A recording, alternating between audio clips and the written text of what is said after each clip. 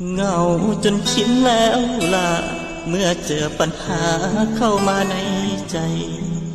น้ำตาที่อายเสียไปสิเหตุจังใดคงบ่ได้คืนเมื่อเจ้าเป็นของเขาอดีตแฟนเก่าคืออายต้องฝืนยิ้มลับกับความขมขื่นว่ามืออื่นต้องตื่นให้ไว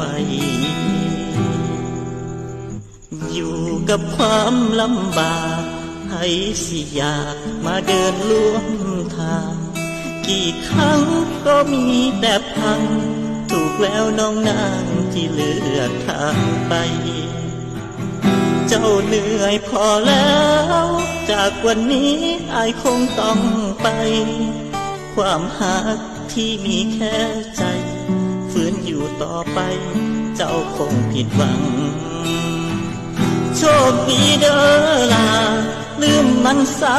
ความเก่าความหลังอายคงยิ้มได้อีกครั้ง